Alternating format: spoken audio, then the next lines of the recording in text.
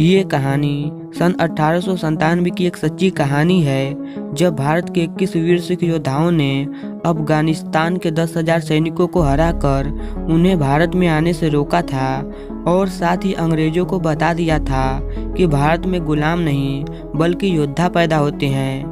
सिख योद्धाओं की बहादुरी को देखते हुए उस समय के ब्रिटिश गवर्नमेंट ने 2 मिनट का मौन रखा था और साथ ही उन वीर योद्धाओं की याद में अमृतसर और फिरोजपुर में 2 गुरुद्वारे भी बनाए गए थे, जहां पर आज भी लोग जाते हैं और उन वीर योद्धाओं को याद करते हैं। तो आइए समय में पीछे चलकर सिख योद्धाओं की इस सच्ची कहानी को करीब से देखते हैं।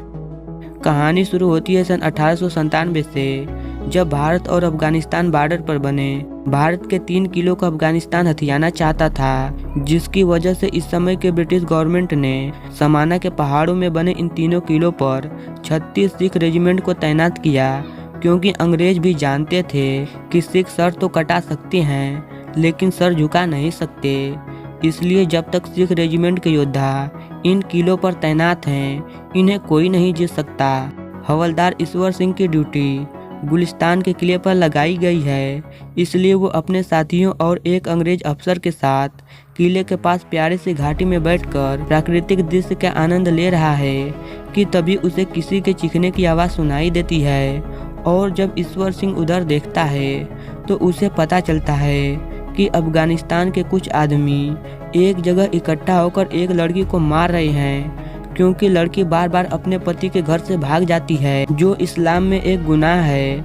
लड़की का कहना होता है कि उसकी शादी उसके मर्जी के बिना हुई है, इसलिए वो ऐसा करती है क्योंकि वो अपने पति के साथ खुश नहीं है। ईश्वर सिंह जब लड़की को टॉर्चर होते हुए देखता है तो वो खुद को रोक नहीं पाता है और अंग्रेज अफसर के मना करने के बावजूद उन अफगानियों पर टूट पड़ता है और उस लड़की को बचा लेता है। सारे अफगानी अकेले ईश्वर सिंह के सामने टिक नहीं पाते हैं और अपनी जान बचाकर वहां से भागने लगते हैं। ईश्वर सिंह उस लड़की को आज़ादी से अपनी जिंदगी जीने को कहता है। अगले दिन अफगानी ईश्वर सिंह से बदला लेने के लिए गुलिस्तान किले पर हमला कर देते हैं, लेकिन इस बार भी वो सिख रेजिमेंट के योद्धाओं के सामने ज़्यादा देर तक टिक नहीं पाते हैं और उन्हें अपनी जान बचाकर वहां से भागना पड़ता है। अंग्रेज अफसर को जब पता चलता है कि ईश्वर सिंह ने अफगानियों पर हमला किया था, तो दंड के तौर पर उसका तबादला सारागढ़ी के किले में किया जाता है। ईश्वर सिंह जब अंग्रेज अफसर के ऑफिस से बाहर आता है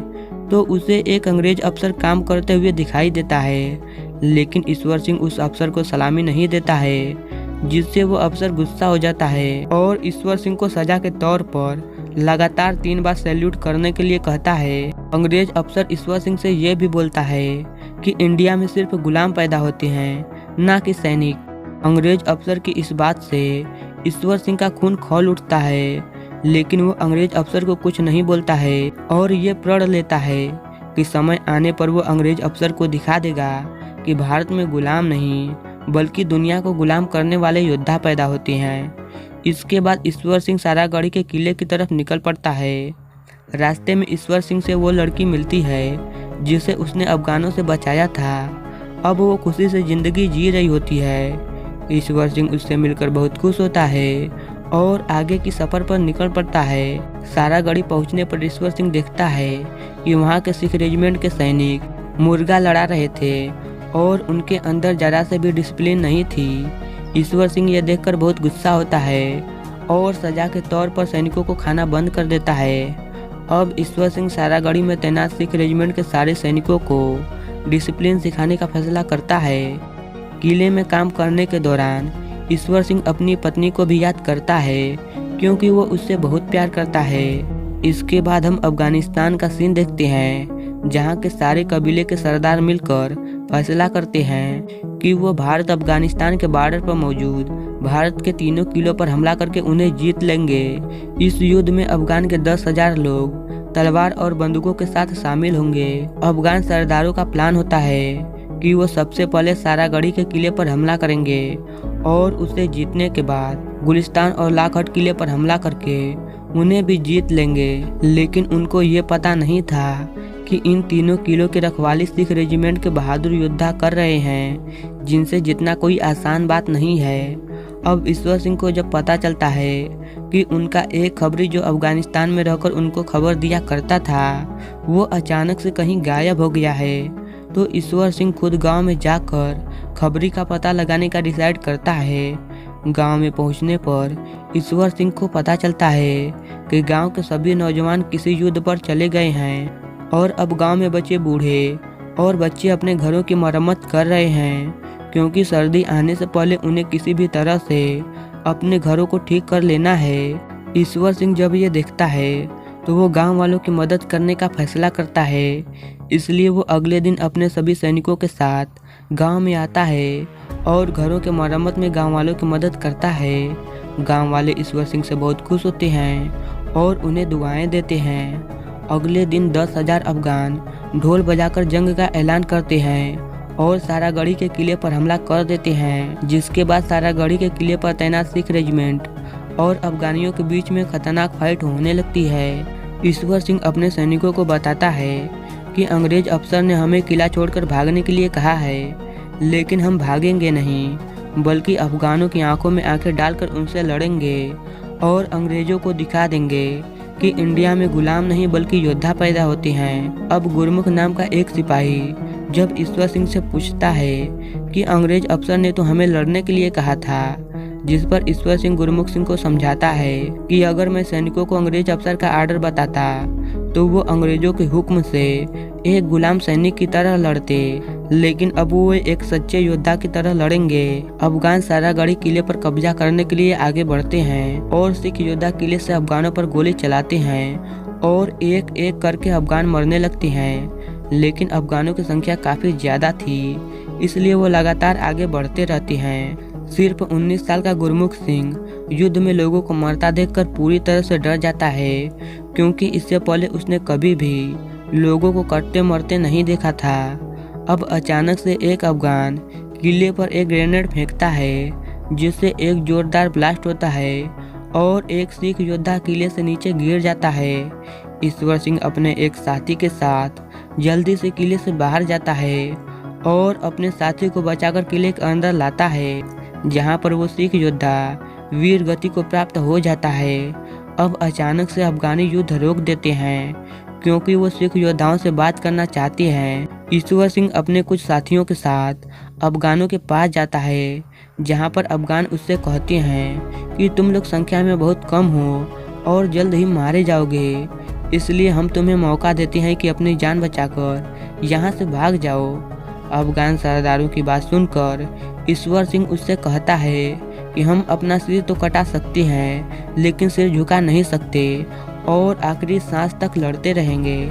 बातचीत के दौरान अफगान चुपके से किले के दीवार के पास विस्फोटक लगा देते हैं ताकि किले की दीवार को उड़ाया जा सके। ईश्वर सिंह को जब अफगानों के नाकाम इरादों के बारे में पता चलता है तो वो भी अफगानों के साथ एक चाल चलता है, जिसमें वो बंदी बनाए गए अफगानों पर विस्फोटक लगाकर उन्हें अफगानों को वापस कर देता है।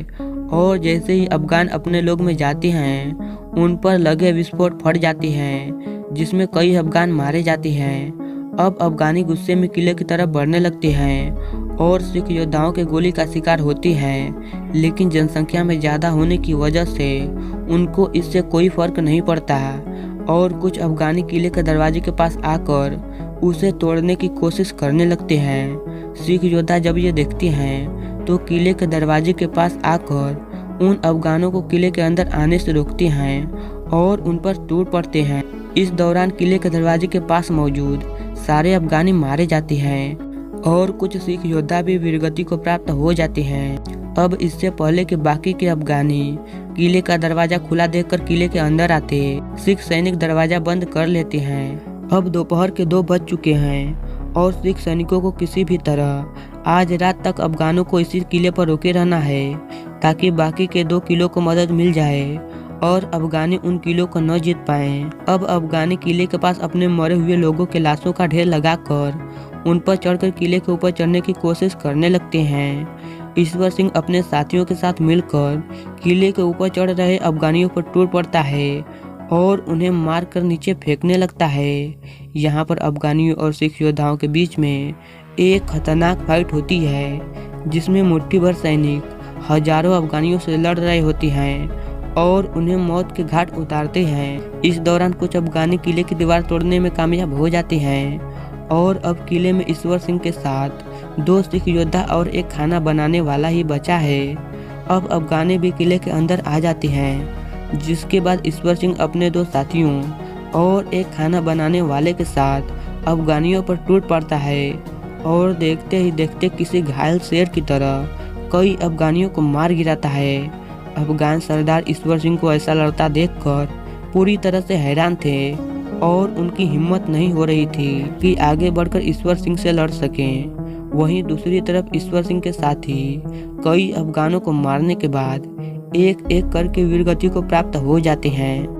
अब एक अफगान बच्चा जब ईश्वर सिंह पर वार करता है, ईश्वर सिंह उस लड़के पर वार नहीं करता है क्योंकि वो एक मासूम लड़का था। इस मौके का फायदा उठाकर कई अफगान एक साथ ईश्वर सिंह पर टूट पड़ते हैं और अपने मिट्टी के लिए भारत का सच्चा सिपाही लड़ते लड़ते वीरगति को प्राप्त हो जाता है। लेकिन ईश्वर सिंह अपनी जान देकर अफगानों को सारागढ़ी किले पर रोकने में कामयाब हो जाता है, यानी कि अब बाकी के 2 किलों तक मदद पहुंच जाएगी और अफगान कभी भी उन 2 किलों को नहीं जीत पाएंगे। 19 साल का गुरमुख सिंह अभी भी बचा हुआ है और जब अफगान किले में आग लगाते हैं तो 19 साल का गुरमुख सिंह भी हंसते हंसते वीरगति को प्राप्त हो जाता है। और इसी के साथ यह कहानी यहीं पर खत्म हो जाती है। सिख योद्धाओं की इस बहादुरी को देखते हुए उस समय के ब्रिटिश गवर्नमेंट ने सिख योद्धाओं की याद में 2 मिनट का मौन रखा था और साथ ही अमृतसर और फिरोजपुर में एक गुरुद्वारे भी बनाए गए हैं, जहां पर आज भी लोग जाते हैं और उन सिख योद्धाओं की कुर्बानी को याद करते हैं। दोस्तों, ऐसी ही बेहतरीन वीडियो के लिए हमारे चैनल को सब्सक्राइब और वीडियो को लाइक जरूर करें।